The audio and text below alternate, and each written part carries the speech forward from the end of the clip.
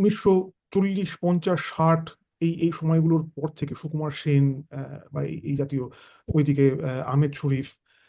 যে 70-80-র পরে একটা অচল অবস্থা হয়তো এসছে। এবং তার একটা অন্যতম মূল কারণ আমার মনে হয় যে একটা সময় ছিল যখন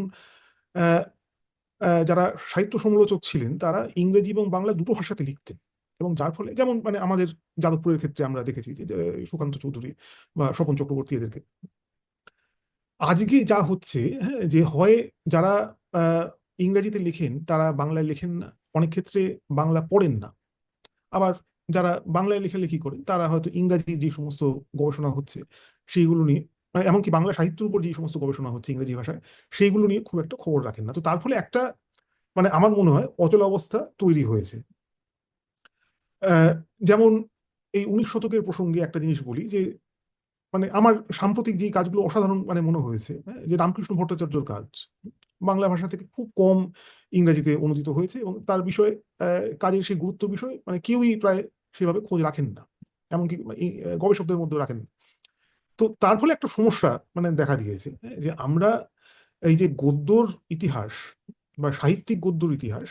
এইটা নিয়ে বাংলায় যখন চর্চা হয়, এই যে এই মোটামুটি সুকুমার সেন বা আনিসুজ্জামান, বা হয়তো খুব বেশি হলে হুমায়ুন আজাদ, এইখানে এসে থমকে যাই, মানে 1980-র দশকের পরে থমকে যাই। কিন্তু তার পরবর্তী যেই কাজগুলো, হ্যাঁ, সেইগুলো নিয়ে খুব একটা মানে আগ্রহ থাকে না। তো এই প্রসঙ্গে একটা জিনিস বলবো যে বাংলাতে মানে ফার্সির যেই আহ, উপস্থিতি, ফার্সি সাহিত্যর যেই ধারা, সেইটা নিয়ে কিন্তু ইংরেজিতে অনেক ভালো কাজ হচ্ছে এখন, কিন্তু সেইগুলো বাংলাতে খুব একটা এসে পৌঁছাচ্ছে না। আর আরেকটা যেটা সমস্যা দেখা দিয়েছে গদ্যের ক্ষেত্রে, সেটা হচ্ছে যে এক ধরনের মানে রাজনৈতিক কারণ হোক বা সামাজিক কারণ হোক, যে আমরা কিছু কিছু ভাষাকে একটা বিশেষ সংস্কৃতর ক্ষেত্রে বা ফার্সি আরবির ক্ষেত্রে যে বিশেষ বিশেষ সম্প্রদায়ের সঙ্গে মানে যুক্ত করতে এক ধরনের অভ্যস্ত হয়ে গেছি বুদ্ধিজীবীদের মধ্যেও। তো যার ফলে এই যে আদান প্রদানের যে জায়গাটা, যে সেই জায়গাটা কমে গেছে। দ্বিতীয় কথা হচ্ছে যেটা তখন ওই ইংরেজি সাক্ষাৎকারেও যেটা উল্লেখ করলাম, যে আজকে অনেকেই এরকম আসছেন সাহিত্য সমালোচনার ক্ষেত্রে যে যারা সেইভাবে ভাষা চর্চা করেন না, যে হয়তো ইংরেজিটা জানেন বা বাংলাটা জানেন বা এইটুকু। কিন্তু এখন বাড়তি করে যে এখন 3-4টে ভাষা জেনে তারপরে, হ্যাঁ, যে ভার্নাকুলারের যে ধারণা সেটা আহ, আলোচনা করতে বলবো, এর সুযোগও নেই, মানে শিক্ষা প্রতিষ্ঠানগুলোতেও এর সুযোগ নেই। আর মানুষের আগ্রহ হয়তো ক্রমশ কমে যাচ্ছে। তো এইসবের ফলে মানে একটা মানে অচলাবস্থা দেখা দিয়েছে। যে আমরা গদ্যের ইতিহাস যদি মানে দেখি, সাম্প্রতিক দিক কিছু কাজ আমি মানে সেভাবে নাম নেব না, কিন্তু সেইগুলো অনেক ক্ষেত্রেই যে হয়তো সাম্প্রদায়িকতায় দুষ্ট, বা হয়তো কোনো এক ধরনের আরেকটা আরেকটা জিনিস যেটা দেখা যায় যে পশ্চিমা কোনো তত্ত্ব, হ্যাঁ, সেটা ওই উত্তর উপনিবেশিক তত্ত্ব হোক বা উত্তর আধুনিক তত্ত্ব হোক, যে সেই তত্ত্বকে প্রয়োগ করে একটা গোটা আর্কাইভকে বুঝে ফেলার প্রবণতা, যে সেইভাবে আর্কাইভ বা এই দলিল দস্তাবেজ সেভাবে না দেখে, এটাও একটা কিন্তু সাংঘাতিক ব্যাপার হচ্ছে যে একটুখানি অমুক দেরিদা পড়লাম বা ফুকো পড়লাম সেটা দিয়ে তারপরে বাংলা গদ্যের একটা ইতিহাস লিখে ফেলছি। কিন্তু বাংলা গদ্যতে মানে তার আগে কি লেখা হয়েছে,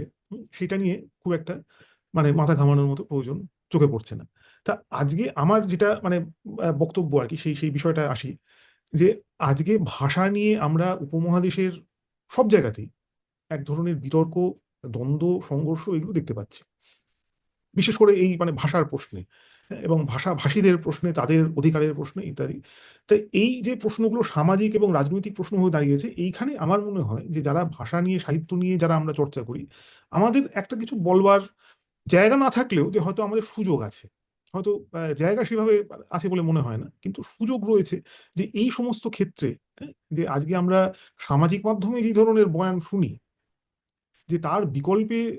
বা তার বিপরীতে একটা অন্যরকম বয়ান, যে মানুষের সঙ্গে ভাষার কি সম্পর্ক, মাতৃভাষার কি সম্পর্ক, বা এই যে বহিরাগত ভাষা, হ্যাঁ, যে এর কি সম্পর্ক, এই সম্পর্কগুলো নিয়ে আলোকসংপাত করা, এইটা একটা মানে আমাদের যারা মানে সাহিত্যকর্মী বলতে পারে, যে তাদের কিন্তু একটা আমার মনে হয় ভূমিকা রাখা যেতে পারে।